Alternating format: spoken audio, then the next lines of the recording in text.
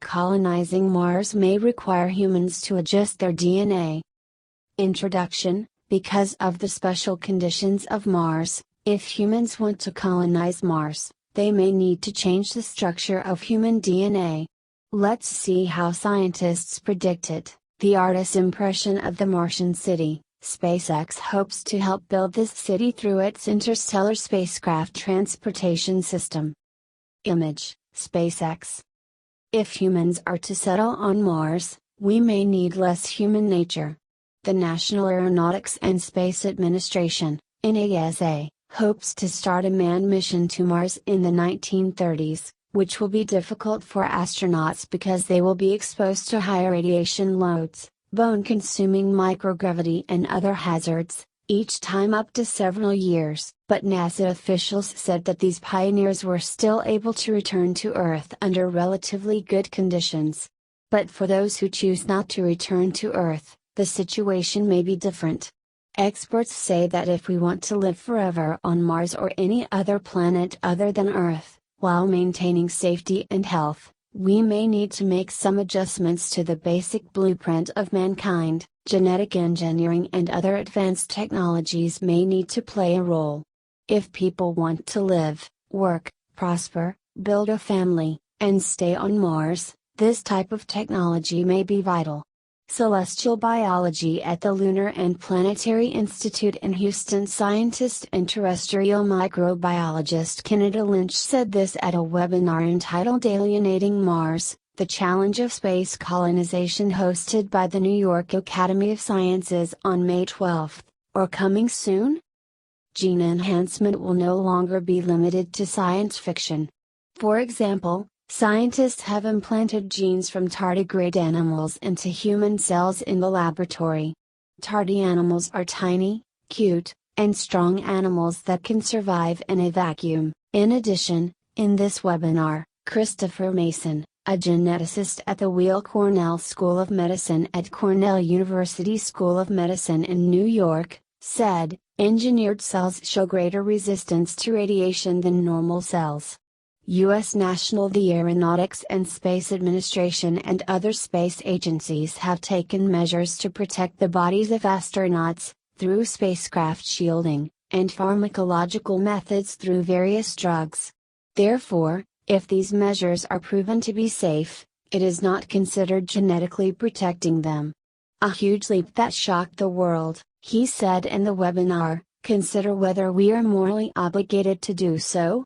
I think if this is a long enough task, what we must do, as long as it is safe, although this point we are now not sure yet.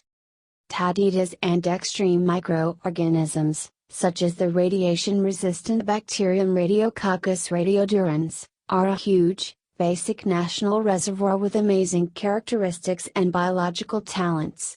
Maybe we will use some of these genes. Mason added.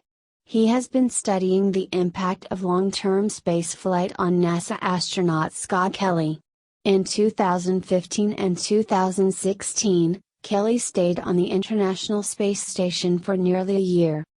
The transformation of these characteristics may one day allow astronauts to fly farther than Mars, to some more strange and dangerous places in the universe.